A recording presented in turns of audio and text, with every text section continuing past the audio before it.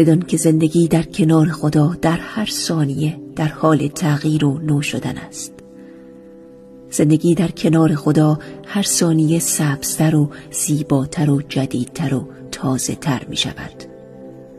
هنگامی که دست در دست خدا زندگی می کنی، هر لحظه دوباره متولد می شوی. شادمانی و عظمت رابطت با خدایت را احساس کن. این زیبایی زیستن در کنار خداست.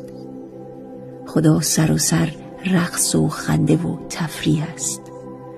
خدا سراسر آواز و شوخی و شادی است. آواز خدا در درون تو با شور و وجدی عارفانه و رقصی عاشقانه، با موسیقی تراوت و تازگی و با نیایشی مقدس و پاک غوغا افکنده است.